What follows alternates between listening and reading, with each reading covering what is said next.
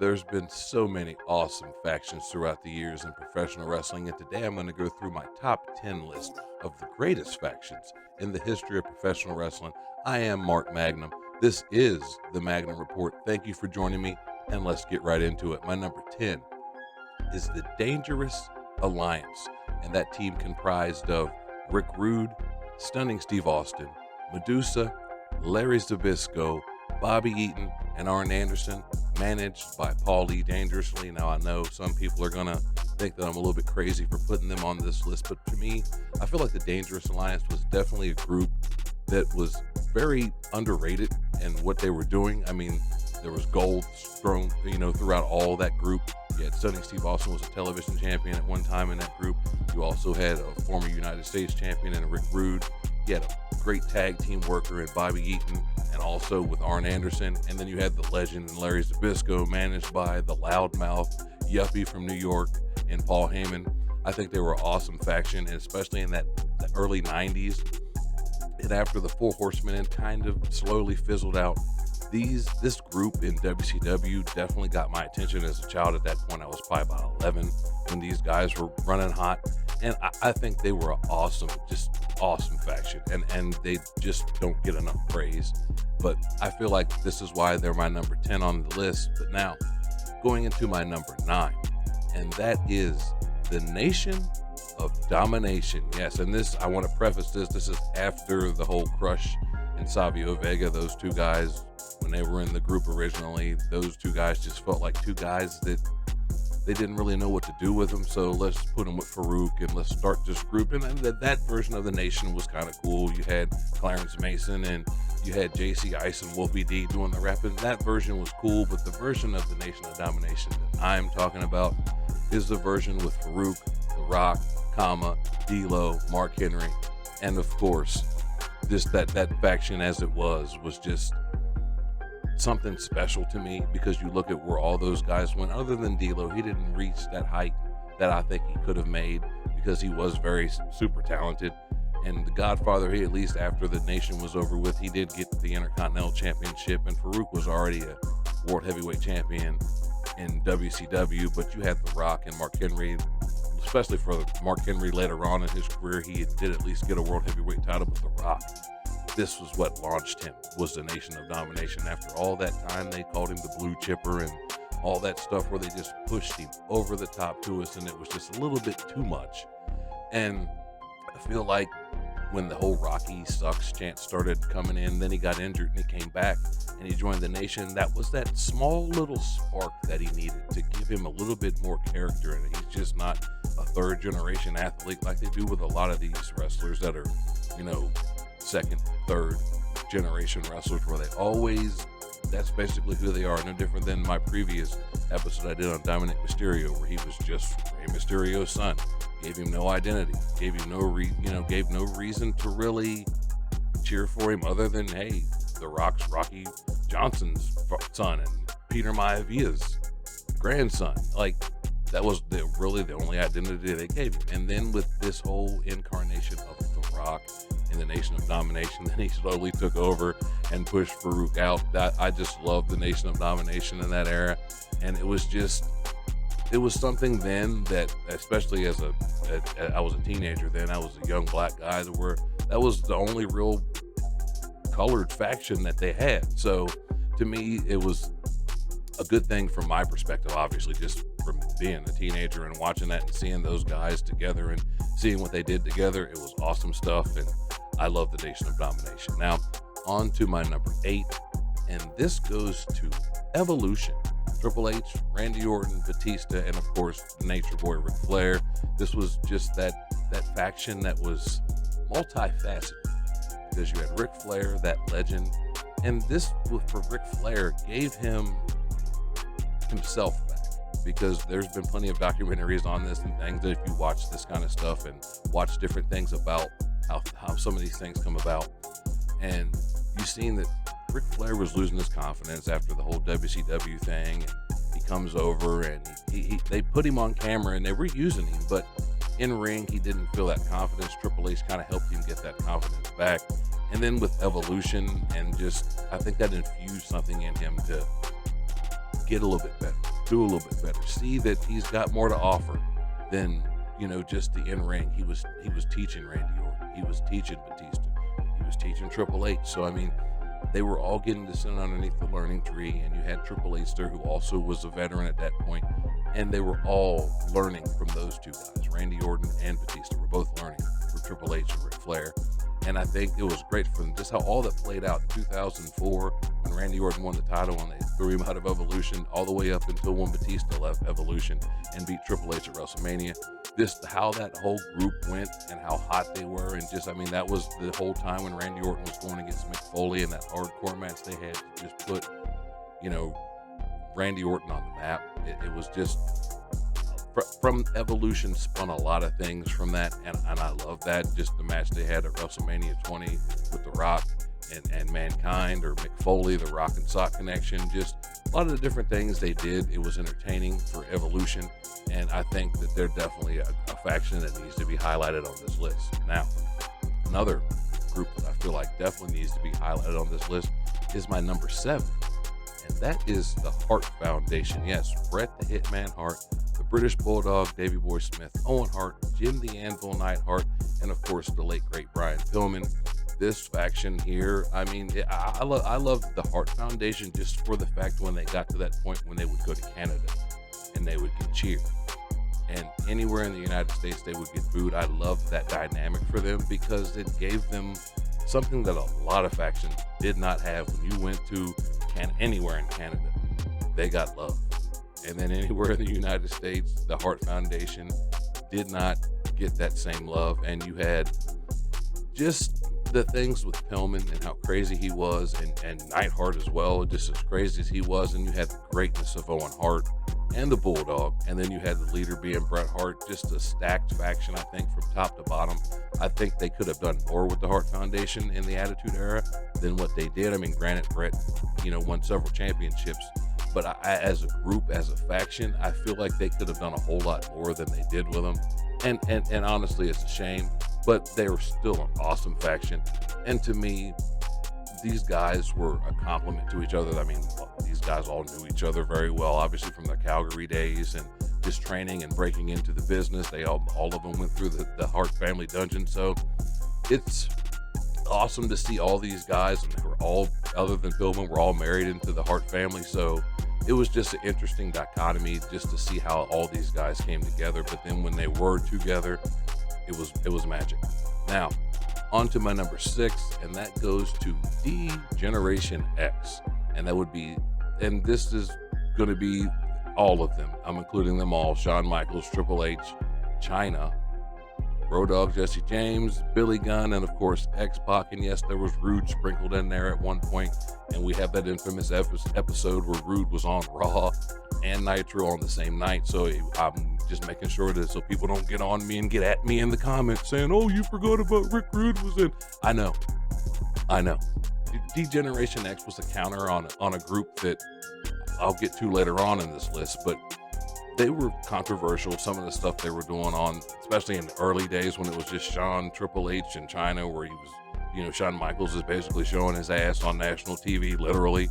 And just some of the things that they were doing in that era just to get attention. That was towards the beginning. I was right at the beginning of the Attitude Era when they were starting to get a little bit more racy, a little bit more raunchy, a little bit more, whoa, this is not the cartoon shit we used to watch back in the 90s or in the mid 90s in 94 and 95.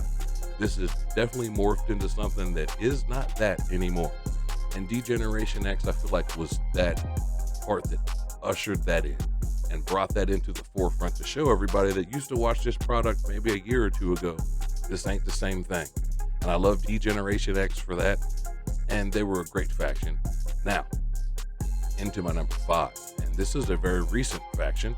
And this is the Bloodline. Yes, Roman Reigns, Jimmy and Jey Uso, Solo Sikoa, and yes, I am including Sami Zayn because he was an integral and key part to this faction. This group, I mean, even though they are still going, what I'm talking about was when they were at their height, when the storylines they were doing, they were compelling. I mean, I'm not the biggest on long talking segments, and I'm not the biggest on this long. We're going to spend so much time talking, and doing these promos. But anything they did backstage, anything they did in the ring, anything that involved Roman and Sammy, the whole dynamic for the Royal Rumble of last year, everything that was going on with those guys in the bloodline, it was just gold. Everything, they were hitting all their marks. Everybody from Jimmy to Jay to Paul Heyman, all these guys were playing their part. You believed everything they were doing. And the bloodline, I wanted to put them higher on the list, but when you see the rest of my list, you'll understand why I didn't. But they're definitely high on my list of WWE's greatest factions of all time. But on this list, they'll settle at number 5. But now I'm going to go into my number 4. And my number 4 is some old school stuff right here, and that is the Fabulous Freebirds, the original version of the Fabulous Freebirds, not the one we got later on in WCW in the early 90s. I'm talking about Michael P.S. Hayes, Perry Bam Bam Gordy, and Buddy Roberts. These guys, they set Texas on fire and just made that whole feud with the Von Erichs worth watching. I mean, I remember as a kid, and I was probably about 8, 7, years old, and just watching that stuff as a kid, just like, what is going on here? Why are these people so mad at these guys with the hair and what's going on here? And you had Michael P.S. Hayes always prancing around the ring. You had big Terry Gordy that could handle any business. And you had that veteran in Buddy Roberts that no matter what was going on, you could tell Buddy was going to get something in on somebody. And these guys together were just magic. It was a shame that they didn't never really work out in WWE, because they did have that short run in WWE, but they were just, I think, a little bit too crazy, and that's saying something, knowing the climate of some of the allegations going on in WWE, that they were too much at the time for WWE. But to see them in the old WCCW in the Sportatorium, just doing whatever they were doing to the Von Erichs, whether it was Kerry, whether it was Kevin, didn't matter who, just them. Oh my God, the Freebirds were awesome in the late 80s. They were just that group that, they were the reason that we have the whole Freebird rule when it came to defending tag team championships. So, they were a team that definitely set the bar pretty high when it came to factions, and especially the 3-man faction, because some of these other factions I've named have more people in that, that group than just 3. But when it came to the 3-man faction, that 3-man group, these guys were definitely not to be messed with. But speaking of 3-man groups, my number 3 is the Shield, and that would be Dean Ambrose, Seth Rollins, and Roman Reigns. When they came in 2012 at Survivor Series, man, the WWE at the time needed an injection of something, some kind of excitement. And this definitely made my ass sit up and take notice and pay attention, because when the Shield came in, who are these guys? And I'd already kind of known who Dean Ambrose was, because he's a local guy from Cincinnati, where I'd already knew who Jon Moxley was, because he used to wrestle on the old HWA stuff, and that was stuff from the local area around here, that was stuff I already watched, so I had known who he was. Now, Seth Rollins and Roman Reigns, not so much, but seeing Dean Ambrose make it on the grand stage, it gave hope for guys like me that wrestled in the local area to try to just keep on doing what you're doing. And when he made it there, and just some of the stuff that him and Seth and Roman did, they wrecked everybody. And that was the best part of the Shield. There was no having a chance against the Shield. They just ran through their competition until they eventually broke up, thanks to Seth Rollins. But they were an awesome faction to watch. And like I said, that was a time when WWE was definitely at that stale point where we were tired of Cena, and we were tired of a lot of things that they were doing, and it was just not what it wasn't exactly what everybody else wanted to see. And then all of a sudden, like I said, they show up in the 2012 Survivor Series and just set everything on its head and make people take notice. Now, into my number 2. And my number 2 goes to the NWO, the New World Order, the original. And I'm prefacing that by saying the original New World Order, Hulk Hogan, Scott Hall, and Kevin Nash, when they started morphing it into everybody else in WCW, going into the NWO. That's where they started losing the plot. But at the beginning of all this, especially seeing Hogan, especially being a kid that I could take Hulk Hogan or leave him. He wasn't one of my guys growing up as a kid, but to see him throughout all that time, always saying your prayers, eating your vitamins, and I know before that, earlier on in his career, he was a heel. But from the early 80s to, throughout most of the 90s, Hulk Hogan had always been the babyface, that good guy, saying your prayers, eating your vitamins and all that stuff. But you see that switch, and he's the third guy. After Scott Hall and Kevin Nash had came in and kind of made people think, well, are they wrestling on behalf of WWE and WCW? Is this a work? Is this a shoot? What's going on here? And then they do all that stuff, and then Hogan comes in, and it changed the game. It definitely changed the game, because a lot of people never saw, the younger crowd never saw Hulk Hogan as a heel. They've always seen him as that white meat baby face, can overcome anything and go from that to be the dastardly heel that he became. And he needed it. He needed a career renaissance, because he'd gotten so stale, and even in WCW when he came in, and his gimmick was old, and he needed a refresher. And this refreshed him. It revitalized WCW and took them into a spot where they took over for a while in the Monday Night Wars and kicked the shit out of WWE for 83 weeks, as Eric Bischoff always likes to point out, since he's got a podcast named after such. And they dominated WWE for a while, and the NWO was a great part of that, until they started going off the rails and having everybody and anybody in the NWO. Now, on to my number one and final. And these guys, in my opinion, are the architects for what a perfect faction should look like. And my number one is the Four Horsemen. Yes, the original Four Horsemen: Ric Flair, Arn Anderson, Ole Anderson, Tully Blanchard with their manager James J. Dillon. These guys, man, made being a bad guy look cool.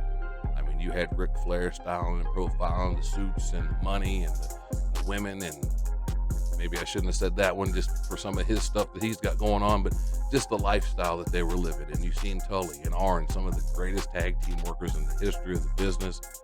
And then you had Ole Anderson. I mean, people can say what they want about Ole, but he was a good worker, solid guy. He had the lineage with Gene Anderson, and just them as a group. I mean, they had different incarnations throughout the years, but the original Four Horsemen, even when you throw Barry Windham in there, was a great combination. These guys, like I said, made being a bad guy something worth thinking about, because for all the time you watch wrestling, the bad guys, and I mean, you have people that love the bad guys, but when you were a kid, you were always pulling for the good guys. But as you see Ric Flair on there talking about how much his alligators cost, and just some of the stuff, the jets and the Space Mountain, and just all the stuff that just made you like, who are these guys, and what as Arn Anderson used to always say, what's causing all this? And just to see those guys just make a faction mean something. And yes, I know there were groups before, but nothing like the Four Horsemen, and that's why they're number one on my list. But what do you guys think in the comments? Let me know in the comments, and also subscribe to my other channel, the Marking the Fan Wrestling Podcast, where me and my boy, the Cisco Kid, we talk about all things wrestling. And also subscribe to this channel. And if you want to check out something, check out this video that'll come up here. And that's my most recent video. Check that one out. See if you like that one.